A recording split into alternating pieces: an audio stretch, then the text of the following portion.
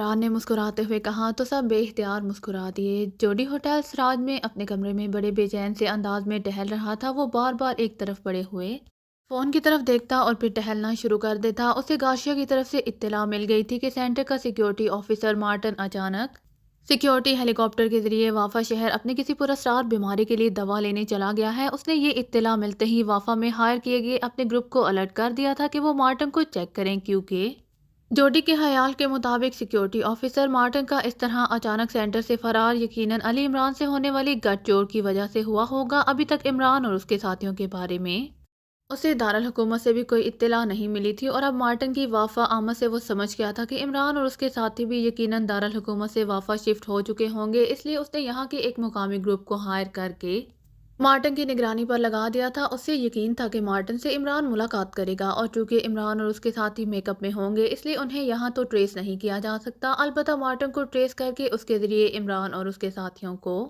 Trace किया जा सकता है। और अब उसे इस ग्रुप की तरफ से इत्तला का शिद्दत से इंतजार था। चूंकि मार्टिन का हुलिया उसे मालूम था इसलिए उसने ये हुलिया इस ग्रुप तक पहुंचा दिया था और उसे मालूम था कि दारुल हुकूमत से कदरे छोटे शहर वाफा में मार्टिन को फौरन ही ट्रेस कर लिया जाएगा। और फिर वो यहाँ हेलीकॉप्टर में आया था इसलिए हेलीकॉप्टर को भी ट्रेस किया जा सकता है। लेकिन उसे इंतजार करते करते तकरीबन 3 घंटे गुजर गए थे लेकिन अभी तक उसे कोई इत्तला नहीं मिली थी। जब उससे मजीद इंतजार बर्दाश्त ना हुआ तो उसने फ़ोन करके ग्रुप के इंचार्ज माइकल से बात करने की कोशिश की, जो एक जुवाखाने का मालिक था। लेकिन उसे बताया गया कि माइकल बगैर किसी को बताए कहीं गया हुआ है, इसलिए उससे भी बात नहीं हो सकी थी। जब बेचैनी और इज़्तिराब मजीद बढ़ गया तो जोडी ने कुर्सी से उठकर कमरे में टहलना शुरू कर दिया। बार बार वो रुककर फ़ोन की तरफ देखता और फिर टहलना शुरू कर देता। एक बार तुम्हारा पता लग जाए इमरान, फिर देखना रेड एजेंट किस तरह काम करते हैं, जोडी ने बड़बड़ाते हुए कहा। और फिर उसकी बड़बड़ाहट जारी थी कि फ़ोन की घंटी बज उठी और जोडी ने भूखे अकाब की तरह झपट कर फ़ोन उठा लिया। हेलो, जोडी ने रिसीवर उठाते ही तेज़ लहजे में कहा। माइकल बोल रहा हूँ। दूसरी तरफ से निगरानी करने वाले ग्रुप के इंचार्ज की आवाज़ सुनाई दी। यस जैकब बोल रहा हूँ, क्या रिपोर्ट है? जोडी ने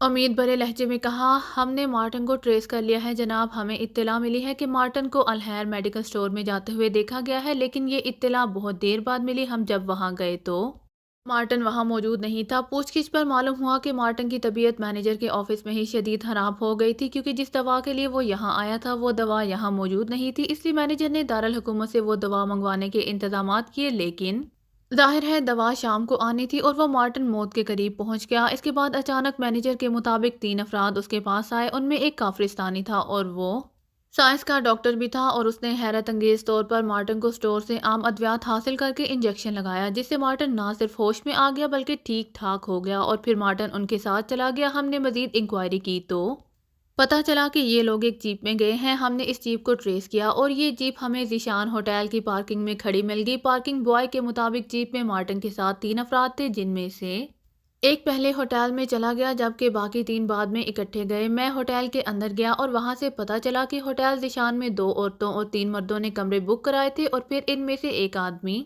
होटल से बाहर चला गया। जब वो वापस आया तो उसके साथ मार्टिन और 2 मुकामी आदमी थे। वो सब एक कमरे में मौजूद हैं। वहाँ लेमन जूस सर्व किया गया है। जो वेटर जूस लेकर गया है उसने बताया है कि मार्टिन के हुलिये का आदमी अंदर मौजूद है। अब हमारे लिए क्या हुक्म है? माइकल ने पूरी तफसील से रिपोर्ट देते हुए कहा। तो जोडी की आंखों में यकलहत चमक सी आ गई, क्योंकि वो समझ गया था कि मार्टिन को ठीक करने वाले और उनके साथी सब इमरान और पाकिस्तान सीक्रेट सर्विस के लोग हैं और इसका ख्याल दुरुस्त साबित हुआ है। तुम लोगों को किसी तरह बेहोश कर सकते हो। ये सुन लो कि ये आम लोग नहीं हैं, ये लोग दुनिया के खतरनाक तरीन एजेंट हैं। जोडी ने कहा।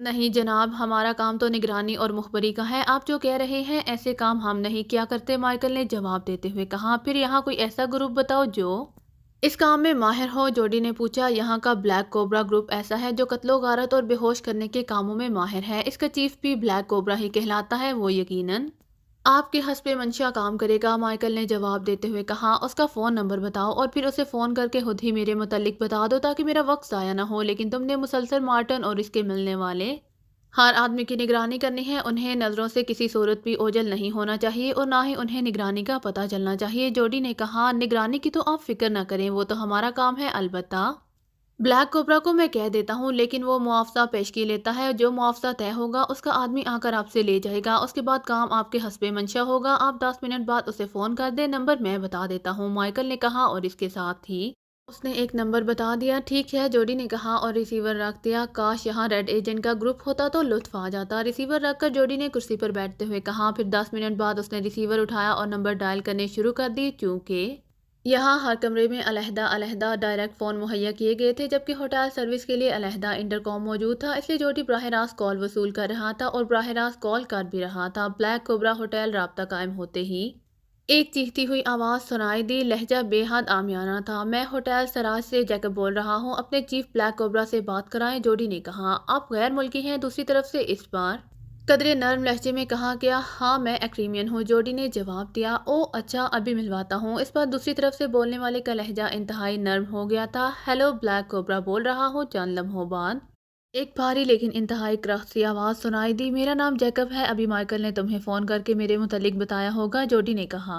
ओह हाँ, अभी उसका फ़ोन आया था। क्या काम है आपका? खुलकर बताएं, ब्लैक कोबरा ने कहा। चंद काफिस्तानी एजेंट हैं, वो होटल ज़ीशान में रहाइश पजीद है। मैं उन्हें बेहोश कराकर अपने खास अड्डे पर मंगवाना चाहता हूँ, लेकिन ये काम इंतहाई एहतियात और महारत से होना चाहिए, क्योंकि ये लोग हद दर्जा खतरनाक लोग हैं, जोडी ने कहा। ब्लैक कोबरा से ज़्यादा खतरनाक तो इस दुनिया में आज तक कोई पैदा नहीं हुआ, लेकिन ये बेहोश करने और फिर अगवा करके पहुंचाने में तो खासा वक्त ज़ाया होगा। क्यों ना उन्हें गोलियों से उड़ा दिया जाए, होटल ज़ीशान को ही बमों से उड़ा दिया जाए। ये आसान है और कम वक्त में ये काम हो जाएगा, ब्लैक कोबरा ने बड़े फाखराना लहजे में कहा। नहीं, मैंने उनसे ज़रूरी पूछगिछ करनी है, इसलिए मैं उन्हें बेहोश कराना चाहता हूँ, जोडी ने कहा। कितने आदमी हैं और होटल के किस कमरे में है? ब्लैक कोबरा ने कहा। तफसील तुम्हें माइकल बता सकता है, वही इनकी निगरानी करा रहा है। बहरहाल 5-6 अफराद हैं, जिनमें 2 औरतें भी हैं, जोडी ने कहा। कहाँ पहुंचाना है उन्हें? ब्लैक कोबरा ने पूछा। मरगाब रोड पर एक इमारत है, जहां गोरनिया नामी कहवाखाना है। इस कहवाखाने के मालिक अमीन गोरी के जरिए इन लोगों को इस कहवाखाने के नीचे बने हुए तहखानों में पहुंचाना है, जोडी ने कहा। ठीक है, $1 लाख दे दो, तुम्हारा काम तुम्हारी मर्जी के मुताबिक अभी और फौरन हो जाएगा, ब्लैक कोबरा ने कहा। मुझे मंजूर है, लेकिन काम तसल्ली बख्श तौर पर होना चाहिए, जोडी ने फौरन रजामंद होते हुए कहा। बिल्कुल होगा। तुम होटल के किस नंबर कमरे से बोल रहे हो? मैं अपना आदमी तुम्हारे पास भेज देता हूँ, वो तुमसे रकम ले जाएगा और फिर वहीं होटल के काउंटर से मुझे फ़ोन कर देगा कि रकम मिल गई है, तो मेरे आदमी बिजली किसी तेज़ी से हरकत में आ जाएंगे, ब्लैक कोबरा ने जवाब देते हुए कहा। मैं कमरा नंबर 38 में मौजूद हूँ, जैकब मेरा नाम है, जोडी ने कहा। मेरे आदमी का नाम अजीज़ जान है और यही कोड नेम होगा, ब्लैक कोबरा ने कहा, और इसके साथ ही राब्ता खत्म हो गया। रिसीवर रखकर जोडी उठा और कमरे में मौजूद एक खुफिया सेफ की तरफ बढ़ गया, जो होटल की तरफ से कीमती अशिया और करेंसी वगैरह रखने के लिए हर कमरे में बनाया गया था। ये सेफ मखसूस नंबरों से खुलता था और ये नंबर सिर्फ मुसाफिर को बताए जाते थे। जोडी ने नंबर मिलाकर सेफ को खोला। सेफ का एक बड़ा खाना करेंसी नोटों से भरा हुआ था। जोडी की आदत थी कि वो अपने साथ हमेशा भारी करेंसी रखता था और इससे फयाजी से हर्ष करता था। उसने $1 लाख का पैकेट उठाया और फिर उसे जेब में डालकर उसने सेफ बंद किया और दोबारा कुर्सी पर आकर बैठ गया। इसी लम्हे फ़ोन की घंटी बज उठी तो जोडी ने हाथ बढ़ाकर रिसीवर उठा लिया। गार्शिया बोल रही हूँ, दूसरी तरफ से गार्शिया की आवाज़ सुनाई दी तो जोडी चौंक पड़ा। ओ तुम, कोई खास बात? जोडी ने चौंक कर कहा। अभी मार्टन का फ़ोन आया था, वो होटल ज़ीशान से फ़ोन कर रहा था। उसने तफसील बताई है कि वो किस तरह बीमार हो गया और फिर किस तरह किसी अजनबी डॉक्टर ने उसे ठीक कर दिया, वगैरह वगैरह। मैंने उसे कह दिया है कि अब इसका फ़ैसला तुम करोगे। मैंने उसे तुम्हारा फ़ोन नंबर भी बता दिया है और कोड नाम भी। वो अब तुमसे रब्ता करेगा, फिर जिस तरह तुम मुनासिब समझो उसे डील कर लेना, गार्शिया ने कहा। ओ ये तुमने क्या कर दिया मेरे मुतल्लिक?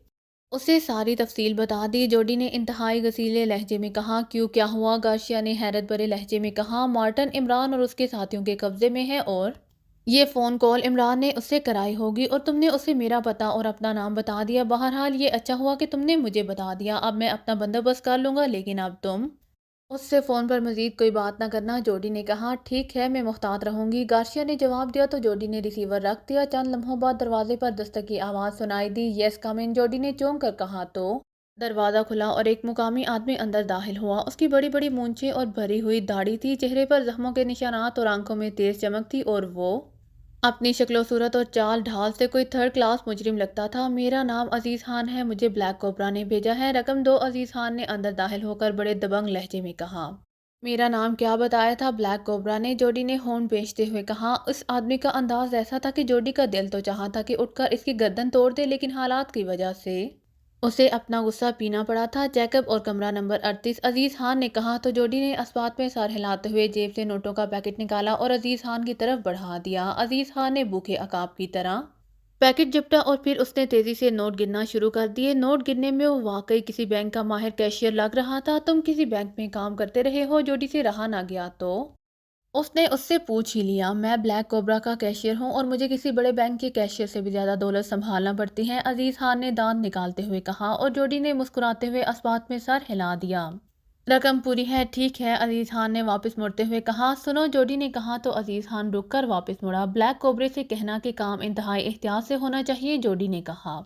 तुम फिक्र मत करो, ब्लैक कोबरा का काम इंतहाई शानदार होता है, तुम्हें कोई शिकायत नहीं होगी, अजीज खान ने कहा और तेजी से मुड़कर कमरे से बाहर चला गया। उसके बाहर निकलते ही जोडी ने फोन का रिसीवर उठाया और नंबर डायल करने शुरू कर दिए। गोरीना कहवाहाना। राब्ता कायम होते ही एक मर्दाना आवाज़ सुनाई दी। अमीन गोरी से बात कराओ, मैं जैकब बोल रहा हूँ, जोडी ने कहा। होल्ड ऑन करें, दूसरी तरफ से कहा गया। हेलो, अमीन गोरी बोल रहा हूँ। चंद लम्हों बाद एक भारी सी आवाज़ सुनाई दी। जैकब बोल रहा हूँ गोरी, जोडी ने कहा। हाँ साहब, क्या हुक्म है? आपने रकम तो दे दी लेकिन काम अभी तक नहीं बताया, दूसरी तरफ से कहा गया। अब काम का वक्त आ गया है। चंद दुश्मन एजेंटों को ब्लैक कोबरा का ग्रुप बेहोशी के आलम में तुम्हारे पास पहुंचाएगा। तुमने उन्हें बड़े तहखाने में रखना है और मुझे फौरी तौर पर ट्रांसमीटर पर इत्तला देनी है, जोडी ने कहा। ठीक है साहब, अमीन गोरी ने जवाब दिया। ख्याल रखना, मेरे वहां पहुंचने तक उन्हें किसी सूरत भी होश नहीं आना चाहिए, जोडी ने कहा। ऐसा ही होगा साहब, फिक्र मत करें, अमीन गोरी ने जवाब दिया तो जोडी ने ओके कहकर रिसीवर रख दिया। अभी उसने रिसीवर रखा है ताकि इंटरकॉम की घंटी बाज उठी तो जोडी ने हाथ बढ़ाकर रिसीवर उठा लिया। जाहिर है ये कॉल होटल वालों की तरफ से थी। यस, जोडी ने कहा। जनाब, कोई मार्टन साहब आपसे बात करना चाहते हैं, अगर आप इजाज़त दें तो मैं कॉल मिलवा दूं आपके फ़ोन से। दूसरी तरफ से एक नस्वानी आवाज़ सुनाई दी। हाँ कराओ बात, जोडी ने होंठ चबाते हुए कहा और इंटरकॉम का रिसीवर रख दिया। चंद लम्हों बाद डायरेक्ट फ़ोन की घंटी बाज उठी तो जोडी ने हाथ बढ़ाकर रिसीवर उठा लिया। हेलो, जैकब बोल रहा हूँ, जोडी ने रिसीवर उठाते हुए कहा। मैं सिक्योरिटी ऑफिसर मार्टन बोल रहा हूँ जनाब। दूसरी तरफ से मार्टन की आवाज़ सुनाई दी और जोडी बेख्तियार मुस्कुरा दिया। तुम अभी तक नहीं पहुंचे, मुझे मादाम गार्शिया ने फ़ोन करके बता दिया है कि तुम किन हालात में वहां से यहाँ आए हो और तुमने उसे होटल निशान से फ़ोन किया है और इसने तुम्हें मुझसे मिलने को कहा है, जोडी ने लहजा सख्त बनाते हुए कहा। माम, मैंने सोचा कि पहले फ़ोन कर लूं ताकि मालूम हो सके कि आप होटल में मौजूद हैं या नहीं। दूसरी तरफ से मार्टन की सहमी हुई आवाज़ सुनाई दी। मैं यहाँ मौजूद हूँ और तुम्हारा इंतज़ार कर रहा हूँ ताकि सेंटर की सिक्योरिटी के सिलसिले में मज़ीद डिस्कस किया जा सके, जोडी ने कहा। यस सर, मैं पहुँच रहा हूँ सर, दूसरी तरफ से मार्टन ने मोतबाना लहजे में कहा और इसके साथ ही राब्ता ख़त्म हो गया तो जोडी ने जल्दी से रिसीवर क्रैडल पर रखा और फिर उठकर उसने अलमारी खोलकर इसमें छोटा सा जदीद साख्त का अपना फिक्स फ्रिक्वेंसी का ट्रांसमीटर उठाया और दरवाजे की तरफ बढ़ गया। उसने सामने वाला कमरा भी एक फर्जी नाम से बुक करा रखा था, इसलिए उसने फैसला किया था कि वो फौरी तौर पर इस कमरे में शिफ्ट हो जाए। अब बात ब्लैक कोबरा पर थी कि अगर वो इमरान और उसके साथियों को उनके यहाँ पहुंचने से पहले शिकार कर लेता है तो ठीक, वरना दूसरी सूरत में उसने फैसला कर लिया था कि वो उनके सामने नहीं आएगा। ऐसा ही फिक्स फ्रीक्वेंसी वाला ट्रांसमीटर उसने अमीन गोरी को दिया हुआ था। अमीन गोरी के साथ बात माइकल लेकर आई थी। उसकी इमारत के नीचे बने हुए तहखाने उसने हासिल किए थे ताकि जैसे ही इमरान और उसके साथियों का पता चलेगा तो वो उन्हें बेहोश करके इन तहखानों में पहुंचा देगा। वो वैसे भी इमरान के मुकाबले में इंतहाई मोहतात रहना चाहता था, इसलिए उसने ब्लैक कोबरा को भी इन्हें बेहोश करने का कहा था ताकि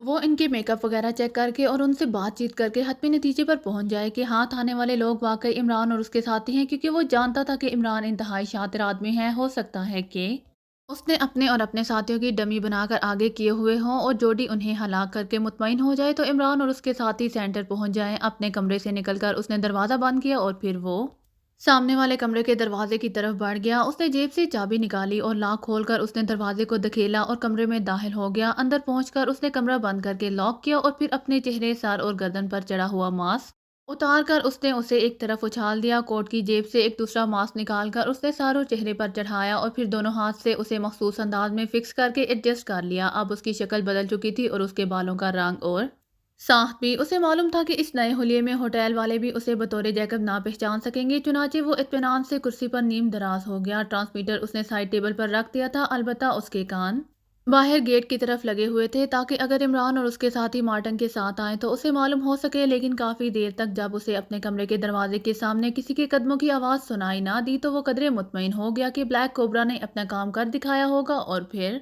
तकरीबन 1 घंटे के शदीद इंतज़ार के बाद अचानक ट्रांसमीटर से हल्की सी सीटी की आवाज़ सुनाई दी तो उसने झपट कर ट्रांसमीटर उठाया और उसका बटन ऑन कर दिया। हेलो हेलो, अमीन गोरी बोल रहा हूँ, ओवर बटन दबते ही امین گوری کی آواز سنائی دی۔ یس جیکب بول رہا ہوں، اوور۔ جیکب نے کہا، بلیک کوبرا کے آدمی وقفے وقفے سے بے ہوش افراد کو پہنچا گئے ہیں، میں نے انہیں تہخانے میں ڈال دیا ہے اور انہیں طویل بے ہوشی کے انجیکشن بھی لگا دیے ہیں تاکہ وہ ہوش میں نہ آ سکیں، اوور۔ امین گوری نے کہا، وقفے وقفے سے کیا مطلب، اوور؟ جوڈی نے پوچھا۔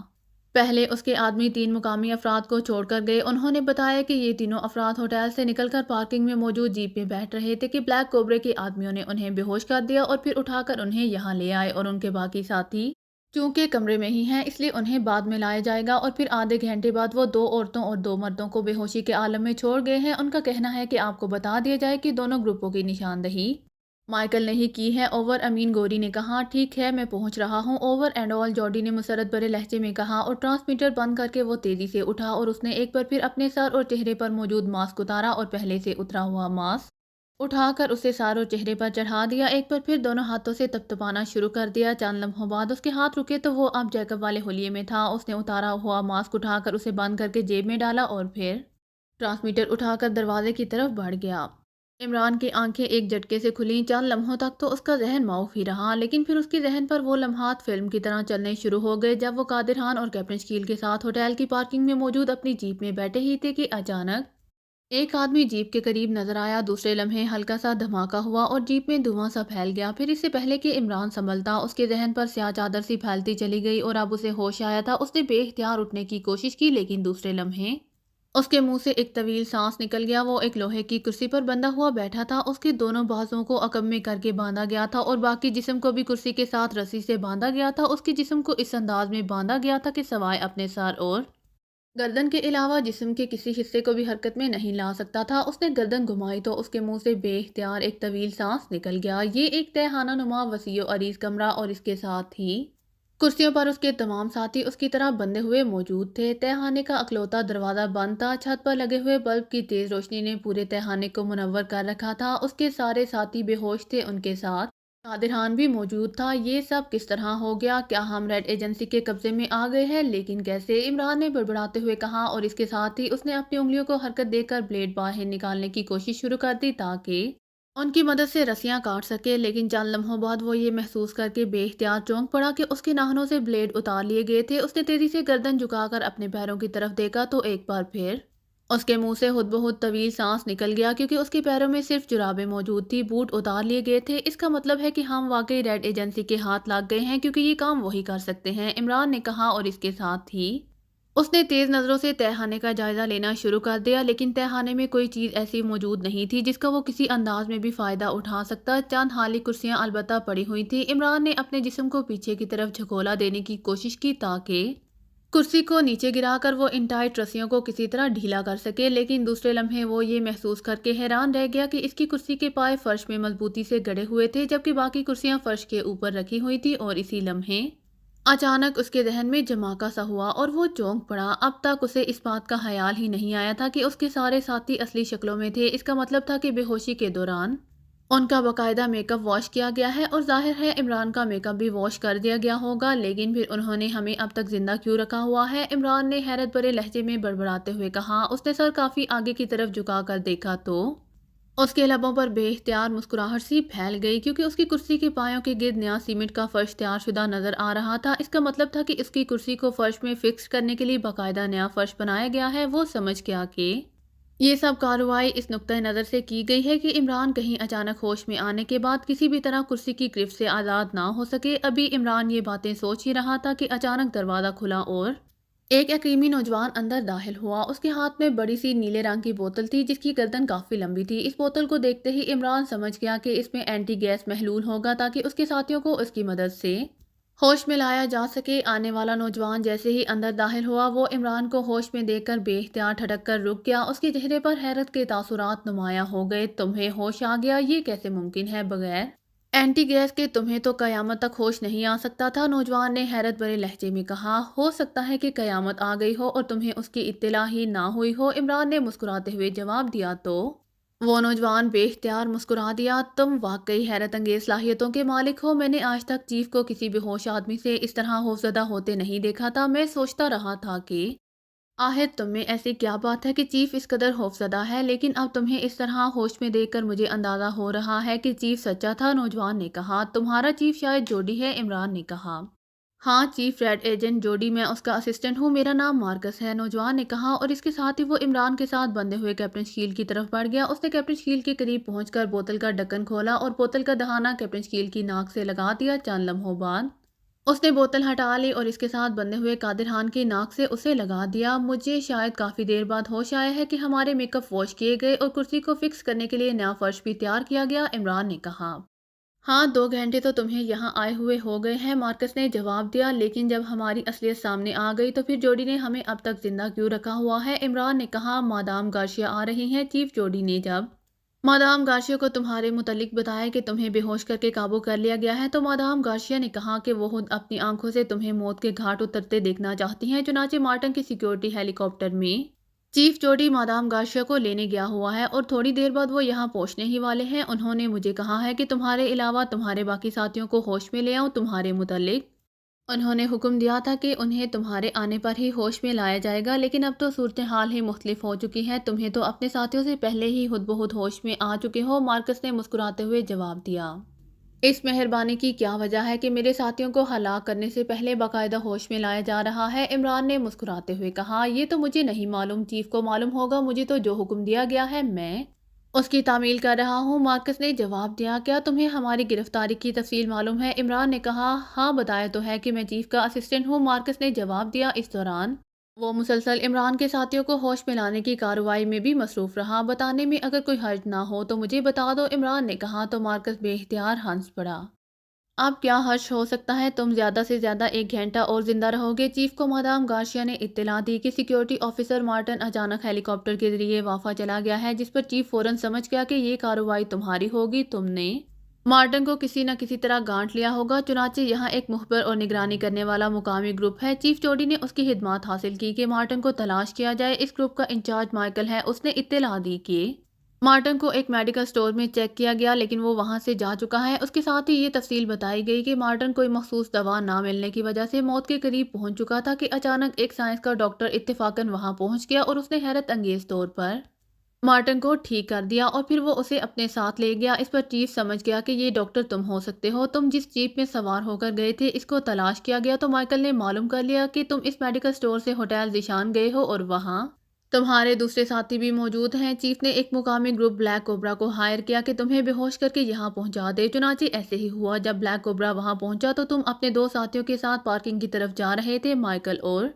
اس کا گروپ وہاں موجود تھا، انہوں نے تمہاری نشاندہی کی، چنانچہ تمہیں جیپ میں ہی بے ہوش کر دینے والی گیس کا بم مار کر بے ہوش کر کے یہاں لایا گیا۔ اس کے بعد بلیک کوبرا گروپ کے آدمی ہوٹل ذیشان کے اس کمرے میں گئے جہاں تمہارے یہ دوسرے ساتھی موجود تھے، وہاں بھی اچانک دروازہ کھول کر بے ہوش کر دینے والی گیس کا بم فائر کر دیا گیا اور پھر انہیں بھی یہاں پہنچا دیا گیا۔ پھر چیف یہاں آیا، اس نے تم سب کے میک اپ واش کروائے، پھر مادام گارشیا سے بات کی۔ اس کے بعد مارٹن کے ہیلی کاپٹر پر بیٹھ کر وہ سینٹر چلا گیا اور اب وہ مادام گارشیا سمیت واپس آ رہا ہے، مارکس نے آخری آدمی کی ناک سے بوتل ہٹا کر اس کا ڈھکن لگاتے ہوئے مڑ کر کہا۔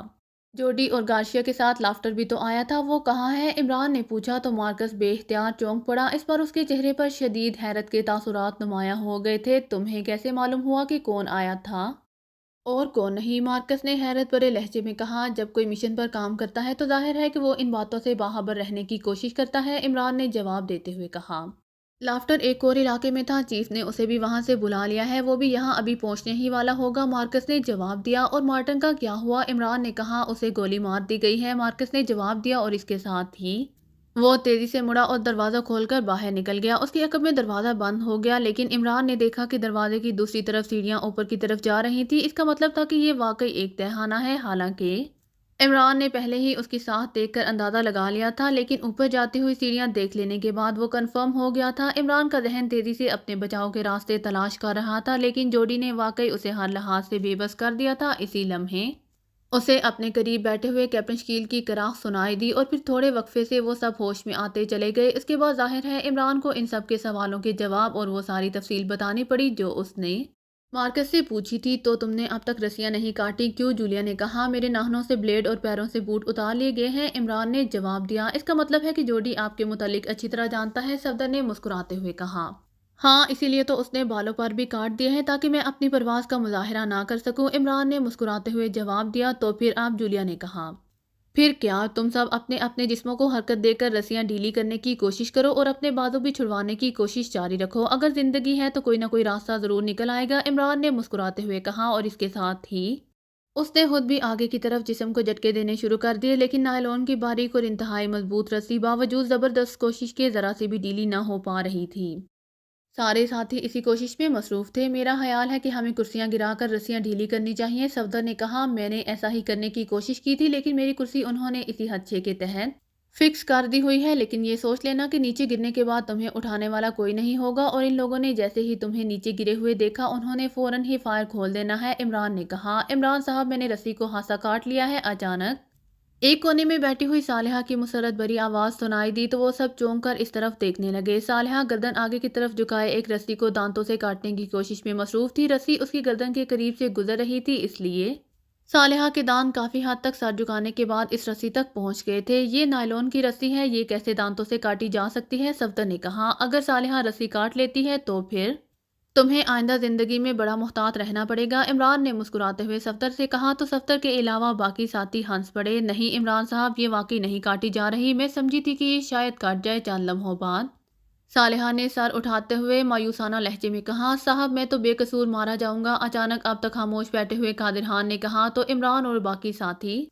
بے اختیار چونک پڑے۔ موت کسی کا قصور یا اس کا بے قصور ہونا نہیں دیکھا کرتی قادر خان، اب جو کچھ ہمارے ساتھ ہوگا وہی تمہارے ساتھ بھی ہوگا، بہرحال فکر مت کرو، مارنے والے سے بچانے والا زیادہ طاقتور ہوتا ہے، عمران نے اسے تسلی دیتے ہوئے کہا، کیونکہ اس کا چہرہ بتا رہا تھا کہ وہ واقعی بے حد خوفزدہ ہو رہا ہے۔ اور پھر اس سے پہلے کہ قادر خان کوئی بات کرتا، اچانک دروازہ کھلا اور مارکس کے ساتھ ایک مقامی آدمی اندر داخل ہوا۔ اس کا چہرہ اور انداز بتا رہا تھا کہ اس کی تعلق زیر زمین دنیا سے ہے۔ گوری گوری، میں قادر خان ہوں، میری جان بچا لو۔ ان کے اندر داخل ہوتے ہی قادر خان نے چیخ چیخ کر اس مقامی آدمی سے کہنا شروع کر دیا تو وہ آدمی بے اختیار اچھل پڑا۔ اس کے چہرے پر انتہائی حیرت کے تاثرات ابھر آئے تھے۔ قادر خان، تم اور یہاں ان کے ساتھ؟ تم کیسے ان کے ساتھ پھنس گئے؟ اس آدمی نے، جسے گوری کہہ کر پکارا گیا تھا، قادر خان کی طرف بڑھتے ہوئے کہا۔ مجھے انہوں نے ضلع کوچک میں رہنمائی کے لیے ہائر کیا تھا، میرا ان سے کوئی تعلق نہیں ہے، میری جان بچا لو۔ گوری، تم تو میرے دوست ہو، تمہیں خدا کا واسطہ بچوا دو میری جان، ابھی میں مرنا نہیں چاہتا، قادر خان نے انتہائی منت بھرے لہجے میں کہا۔ مرنا تو کوئی بھی نہیں چاہتا قادر خان، لیکن میں مجبور ہوں، بہرحال میں صاحب سے درخواست کروں گا، آگے ان کی مرضی، میں تو ان دونوں عورتوں کو دیکھنے آیا ہوں۔ مارکس نے ان کی خوبصورتی اور جوانی کی بڑی تعریف کی تھی، میں نے کہا دیکھوں تو صحیح کہ آخر یہ کون سی پریاں ہیں، لیکن اب انہیں دیکھ کر مجھے مارکس کی بات پر یقین آ گیا ہے، یہ واقعی انتہائی خوبصورت مال ہے، گوری نے کہا۔ آؤ اب چلیں، چیف کسی بھی لمحے پہنچنے والا ہے، مارکس نے بڑے فاتحانہ لہجے میں کہا۔ کیا ایسا نہیں ہو سکتا کہ تمہارا چیف ان دونوں کو ہلاک کرنے کی بجائے میرے حوالے کر دے؟ گوری نے مڑتے ہوئے مارکس سے مخاطب ہو کر کہا۔ بات کر کے دیکھ لینا، جواب تمہیں خود ہی مل جائے گا، مارکس نے طنزیہ لہجے میں کہا، اور اس کے ساتھ ہی وہ دونوں دروازہ کھول کر سیڑھیاں چڑھتے ہوئے ان کی نظروں سے غائب ہو گئے اور دروازہ ان کے عقب میں ایک بار پھر بند ہو گیا۔ یہ گوری کون ہے قادر خان؟ عمران نے قادر خان سے مخاطب ہو کر کہا۔ اس کا نام امین گوری ہے، اس کا قہوہ خانہ ہے گوری قہوہ خانہ، اور یہ یقیناً اس قہوہ خانے کا تہہ خانہ ہے، کیونکہ میں نے سنا تھا کہ گوری قہوہ خانے کے نیچے بڑے بڑے تہہ خانے ہیں۔ امین گوری اسلحہ کا بہت بڑا ڈیلر ہے، یہ مال خرید کر ان تہہ خانوں میں اسٹاک کر لیتا ہے اور پھر اسے دوسری پارٹیوں کے پاس انتہائی کثیر منافع پر فروخت کرتا ہے، بہادرستان کا بڑا مشہور آدمی ہے یہ، قادر خان نے جواب دیتے ہوئے کہا۔ کردار کے لحاظ سے یہ کیسا آدمی ہے؟ عمران نے پوچھا۔ حد درجہ عیاش آدمی ہے، مجھے یقین ہے کہ وہ تمہاری ان دونوں عورتوں کو حاصل کرنے کی پوری کوشش کرے گا، قادر خان نے جواب دیا، اور عمران نے اس بات میں سر ہلا دیا۔ عمران صاحب، کیا ہم باتیں ہی کرتے رہ جائیں گے؟ ہمیں بچاؤ کے لیے کچھ نہ کچھ تو بہرحال کرنا ہے، صفدر نے انتہائی سنجیدہ لہجے میں کہا۔ ایک ترکیب میرے ذہن میں آئی تو ہے، سامنے دیوار کے ساتھ 5-6 کرسیاں پڑی ہوئی ہیں، اگر کسی طرح ان کرسیوں کو استعمال کیا جا سکے تو بات بن سکتی ہے، اچانک کیپٹن شکیل نے کہا تو وہ سب چونک پڑے۔ کیسے؟ کیا آئیڈیا ہے تمہارے ذہن میں؟ صفدر نے کیپٹن شکیل سے پوچھا۔ دیکھو میں کوشش کرتا ہوں، کیپٹن شکیل نے جواب دیا، اور اس کے ساتھ ہی اس نے یکلہت پیروں پر دباؤ ڈال کر اپنے جسم کو اوپر کی طرف جھٹکا دیا، اور پھر جس طرح مینڈک اچھل اچھل کر آگے کی طرف بڑھتا ہے اس طرح اس نے بھی کرسی سمیت پھدک پھدک کر سامنے پڑی ہوئی کرسیوں کی طرف بڑھنا شروع کر دیا۔ عمران سمیت سب بڑی حیرت سے اسے ایسا کرتے ہوئے دیکھ رہے تھے، عمران کے چہرے پر بھی حیرت تھی، کیونکہ ان کرسیوں کا کوئی استعمال عمران کے ذہن میں بھی نہیں آیا تھا۔ تھوڑی دیر بعد کیپٹن شکیل کرسیوں تک پہنچ گیا، اس کے ساتھ ہی اس نے اچھل کر اپنا رخ موڑا اور اپنی کرسی کی پشت ان کرسیوں کی طرف کر دی، اب اس کا رخ عمران اور ساتھیوں کی طرف ہو چکا تھا جبکہ وہ کرسیاں اس کے عقب میں آ گئی تھی۔ کیپٹن شکیل کے ہونٹ بھینچے ہوئے تھے اور وہ مسلسل عقب میں اپنے بندھے ہوئے ہاتھوں کو پراسرار انداز میں حرکت دینے میں مصروف تھا۔ چند لمحوں بعد ہلکی سی کٹک کی آواز سنائی دی تو عمران سمیت سب چونک پڑے اور کیپٹن شکیل کے لبوں پر بھی اطمینان بھری مسکراہٹ تیرنے لگی۔ اس نے ایک بار پھر مینڈک کی طرح اچھل کر دوبارہ اسی جگہ پہنچنے کی کوشش شروع کر دی جہاں سے وہ اس طرح پھدک پھدک کر آگے گیا تھا۔ پھر وہ اپنی جگہ پر پہنچ کر اس نے دوبارہ اپنا رخ موڑا اور اب وہ قطار میں پہلے کی طرح بیٹھ چکا تھا۔ کیا ہوا؟ یہ کٹک کی آواز کیسی تھی؟ صفدر نے حیرت بھرے لہجے میں پوچھا۔ میرے ذہن میں ایک اسکیم آئی تھی، اس کا ابتدائی مرحلہ تو کامیاب ہو گیا ہے، اب دیکھو، کیپٹن شکیل نے مسکراتے ہوئے جواب دیا۔ اور پھر اس سے پہلے کہ ان کے درمیان مزید کوئی بات ہوتی، اچانک دروازہ ایک دھماکے سے کھلا اور ایک عورت اور 3 مرد اندر داخل ہوئے اور عمران انہیں دیکھ کر بے اختیار مسکرا دیا۔ ان میں سے ایک ریڈ ایجنٹ جوڈی تھا اور عمران اسے پہچانتا تھا، جبکہ ایک وہی مارکس تھا اور تیسرا آدمی اس کے لیے اجنبی تھا۔ اس طرح وہ عورت بھی اس کے لیے اجنبی تھی۔ ہیلو عمران، مجھے مارکس نے بتایا ہے کہ تمہیں پہلے ہی خود بخود ہوش آ گیا تھا، جوڈی نے اندر داخل ہوتے ہی مسکراتے ہوئے کہا۔ پہلے شریف آدمیوں کی طرح اپنے ساتھیوں کا تعارف کراؤ جوڈی، پھر باتیں ہوں گی۔ چیف ریڈ ایجنٹ بن جانے کا یہ مطلب تو نہیں کہ تم اخلاق و آداب ہی بھول جاؤ، عمران نے مسکراتے ہوئے کہا۔ چلو ٹھیک ہے، تعارف ہی ہو جائے۔ میرا نام تو تم جانتے ہو کہ جوڈی ہے، جبکہ یہ میرے ساتھی گارشیا اور لافٹر ہیں، یہ بھی ریڈ ایجنٹس ہیں، اور یہ میرا پرسنل اسسٹنٹ مارکس ہے، جوڈی نے مسکراتے ہوئے کہا۔ اور پھر وہ سب دیوار کے ساتھ لگی ان کرسیوں کو آگے گھسیٹ کر ان پر بیٹھ گئے۔ مادام گارشیا تو مجھے اس طرح دیکھ رہی ہیں جیسے وہ کسی قدیم دور کے انسان کو دیکھ رہی ہوں کہ پتھر کے دور کے لوگ کیسے ہوتے ہیں، عمران نے مسکراتے ہوئے کہا۔ تو جوڈی بے اختیار ہنس پڑا، جبکہ مادام گارشیا بھی ہنس پڑی۔ اگر آپ کو میری ویڈیو پسند آئے تو please like, share and subscribe کرنا مت بھولیے گا۔ جزاک اللہ۔